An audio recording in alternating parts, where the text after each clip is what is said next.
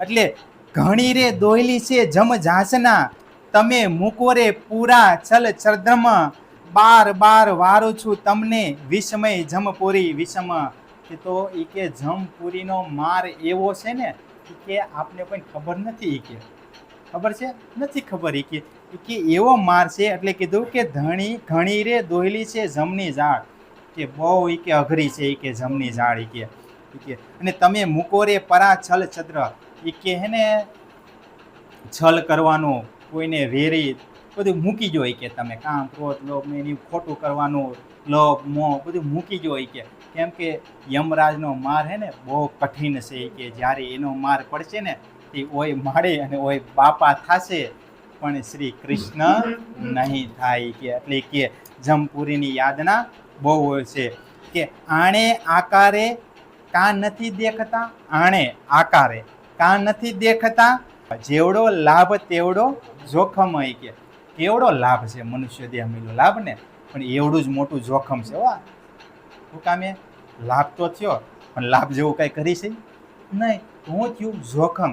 તો એ કે જોખમ થયું. અને આણે રે સમય અખંડ સુખ ભૂલ્યા, આ તને જેવું મળ્યું ને એવું અખંડ સુખ ભૂલી ગયા. એ કે અને બળસો રે લાખ 84 અગીના, તો કેમાં બળવું પડશે? ભૂલશું તો 84 લાખ યોનિઓમાં ભ્રમણ કરવું પડશે. એમાં એની અગ્નિ ઝાડમાં બળવું પડશે. કેમ કે મનુષ્ય તન મળી ગયું ને એટલે પરમાત્માના ધામને યાદ કરવાનું છે, પરમાત્માને યાદ કરવાના છે. એટલે આપણે એમ કહીએ ને કે આપણે અહીંયા આવ્યા આપણે શું યાદ કરવાનું છે? તો કીધું કે યાદ કરો તુમ જો રબદ કિયા. તો આપણે હું અહીંયા વિવાદ થયો હતો ને એ યાદ કરવાનું છે. શું કરવાનું છે? તો બતાવો મને. તમે બધા યાદ તો કરશો ને? હું તો વયો જાય અહીંથી.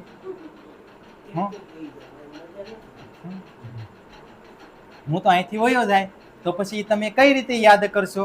એટલે એમ કીધું યાદ કરો રબદ. તો કયો રબદ કર્યો તો? પ્રેમનો રબદ કર્યો હતો ને આપણે. તો અહીંયા કીધું હતું કે તમે એ દુનિયામાં જાશો ને તો મને પણ ભૂલશો અને તમે પોતાની જાતને પણ ભૂલી જશો. એ કે અને ન્યાના કે પથ્થર પાણી આગ તમે બધું પૂંજશો, પણ ત્યાં તમારા ઘરમાં અલગ અલગ પતિ થઈ બધાય હશે, પણ હું એમાં નહીં હોય. તમારા પતિ ઘણાય થશે અને ઘણાયને તમે પરમેશ્વર કરીને પૂંજશો, પણ તમને મારી ઓળખાણ નહીં થાય. એટલે કે ને કે હક્કે કયા રોહન કો જીન તુમ જાવો ભૂલ, ઇશ્ક ઈમાન લ્યાયો તો મેં ભેજુંગા રસૂલ. કીધું ને હક્કે કયા રોહન કો. તો હક એટલે શ્રી રાજજી મહારાજ એને કીધું કે હક્કે કયા રોહન કો જીન તુમ જાવો ભૂલ. તો ભૂલી જાય ને તો ઈશ્ક અને ઈમાન લાવજો. તો આપણી બે પાંખ છે મોટી. કઈ છે? ઈશ્ક અને પ્રેમની, પ્રેમ અને વિશ્વાસની બે પાંખ છે. એ આવશે ને તો જ ઉડીને પરમાત્મા પાસે જઈ શકશું, નહીતર નહીં જઈ શકશું. એટલે અહીંયા રબત કર્યો હતો ને એટલે કીધું કે ઈશ્ક ઈમાન લાવશો તો મેં ભેજુંગા રસૂલ. તો તમે વિશ્વાસ લાવશો ને તો જ તમને હાસુ જ્ઞાન સમજાય છે. હા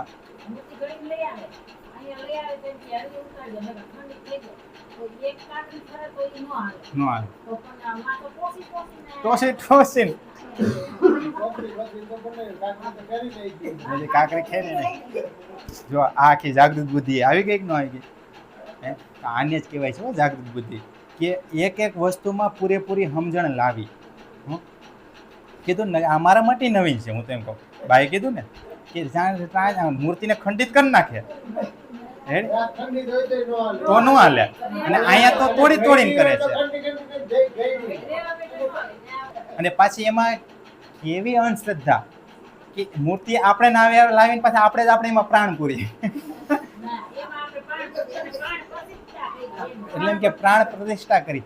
હવે વાત વિચારવા જેવી છે કે પ્રાણ પૂરે છે ક્યાંથી, કેમાંથી પૂરે છે? ખબર છે કોઈને? મંત્રમાંથી. મંત્ર કેમાં છે? વેદોના. તો પછી આપણે જ ઈનો વાંચી લેવાય. આપણામાં પ્રાણ પ્રતિષ્ઠા અંદર થઈ જાય. હા એમાં સમજવાનું છે. હા એમાંય પ્રાણ પ્રતિષ્ઠા વાળું છે. તો એ વાંચન કરી એટલે આપણી અંદર પ્રાણ પ્રતિષ્ઠા થાય. મૂર્તિમાં પ્રાણ પ્રતિષ્ઠા ન થાય. હું ઘણાને કહું કે કોઈ વ્યક્તિ હે ને મૂર્તિ કઈ કહેતા હોય ને, આપણે પેલાના છે રિવાજ કે મૂર્તિ રોતી હોય એમ. એવા દ્રશ્ય. પણ હું એમ કહું કે જ્યારે મૂર્તિ રોતી હોય ને તો એ કોઈ મૂર્તિ સામું ન જોવું. કેમ કે જ્યારે કોઈ ભક્ત રોતો હોય ને તો જ મૂર્તિ રોતી હોય. એટલે મૂર્તિ ન જો આજુબાજુ જોવું કોણ રોવે છે. શું કામે કે ભક્ત રોવે છે. કેમ કે ભક્તએ એવું ચિત્ત એમાં પોરવી દીધું છે ને મૂર્તિમાં એ કે એટલે મૂર્તિ અને એનું સ્વરૂપ એક થઈ ગયું છે. મૂર્તિમાં હમાઈ ગયા. એ જેનું ભક્તિનું સ્વરૂપ વાળું છે ને, જેમ કે મેં ભક્તિ કરી મૂર્તિ રૂપમાં, એમાં હું હમાઈ ગયેલો છું. મારી ચેતન શક્તિ એટલે કે હું રહું ને એટલે મૂર્તિને આહુડ આવી જાય છે. એટલે એમ કહે છે કે મૂર્તિમાં કાંઈ છે નહીં, હું રહું છું ને એટલે મૂર્તિ આવે છે. હું મૂર્તિમાં કાંઈ છે નહીં, પણ આખી દુનિયા શું કરવા માંડે? ચમત્કાર ચમત્કાર. મૂર્તિમાં કાંઈ છે નહીં. એ તો ઓલો ચેતન રોતો હતો ને એટલે મૂર્તિ રોતી હતી. નકર રોવે ને એટલે ચેતન જ રોવે, કોઈ દી મૂર્તિ રોવે નહીં. એટલે કહે છે અહીંયા કે અખંડ સુખ લીધાની આ વેળા કાના કરો સવડા સાધન. કે આ અખંડ સુખ લેવા વાળું મળ્યું છે તો તમે સીધા સરળ રીતે કામ કરો એટલે તમને સુખ મળી જાય. એટલે સાધન એટલે કંઈ પણ સાધન ભક્તિના માર્ગના છે ને તે તમે સીધા કરવા માંડો. હવે સીધા સાધનનો મતલબ શું છે ખબર છે? પરમાત્મા હે ને હવે સરળતાથી જ મળે છે, પણ આપણે એટલા એને કોમ્પ્લેક્સ બનાવી દઈએ ને આખું કરીને. જો મંદિરે જઈએ ને એટલે આરતી કરવી જ પડે, પૂજા પાઠ કરવા જ પડે. ન આવડતું હોય ને તો આ શીખવું જ પડે. કરી કે ન કરી ને આપણે ઘણી વખત નથી 5 દીવા કરવા જ પડે, 2 દીવા કરવા જ પડે. ન કાંઈ હોય તો કાંઈક થયું હોય ને માનતા માનવી જ પડે. હવે એવું આપણે કોમ્પ્લેક્સ કરી દીધું છે એટલે પરાયણનું થાય છે. શું થાય છે? પરાયણનું જ્યાં થતું હોય ને ત્યાં પરમાત્મા હોય નહીં. હું તો એમ કહું જ્યારે તમારા હૃદયમાંથી તમને એમ થાય ને મારે કરવું છે તો એ 1 કલાક શાંતિથી ગમે એ સમય હોય. એવું નથી કે હાંજ જ પકડવી, સવારે જ પકડવી, બપોરે પકડવી.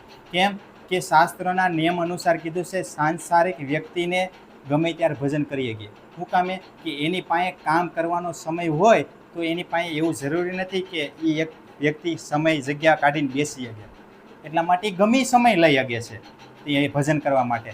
કે કામ ધંધો મૂકી દીધો ને એના માટે આ બધા નિયમ છે. સવારે વહેલું ઉઠવું, અહીં જ ટાઈમે બધું હુરાવું. આપણા માટે નહીં, આપણા માટે તો એટલી સરળ સીધી ભક્તિ છે ને કે તમે જ્યારે કાર્ય કરો ને તો એ હૃદયમાં તમારા પરમાત્મા બેઠા છે.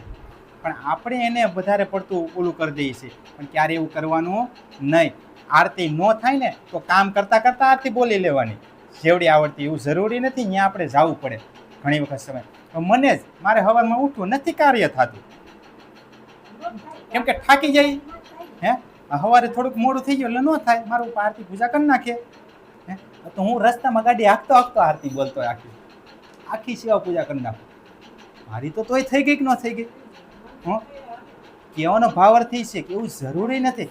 મન પ્રભુ આરે કઈ રીતે લગાવી રાખવું ને એ મહત્વનું છે. પછી કામ કરતા હોય ત્યાં સમય મળ્યો તો બોલી લો ને. એ રીતને તમે પરમાત્મા પાસે ચિત્ત લગાવીએ એટલે ઓટોમેટિક આપણે પરમાત્મા હૃદય પ્રફુલ્લિત કરી દઈએ છીએ. એટલે કહે છે કે પરમેશ્વરને પરા કરીને કા ના કરો રે એવા કર્મ અધમ.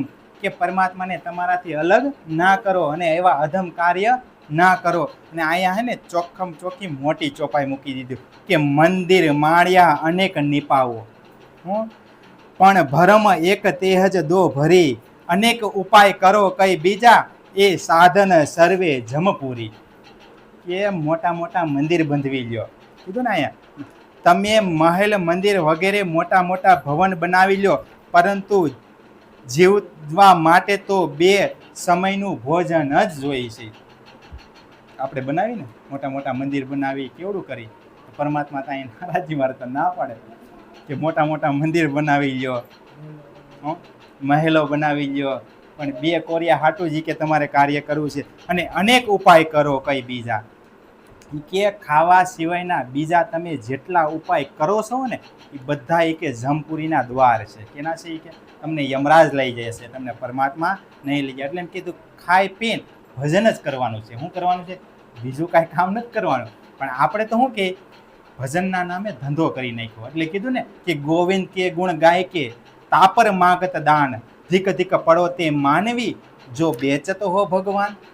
કે આ ધીક ધીક પડો એટલે તમે ધિક્કાર છે. તમે ભગવાનને વેચીને તમે આવું બધું કરો છો. એ કે ખાલી એક અન્નકોડિયા હાટુથી વેચી નાખો.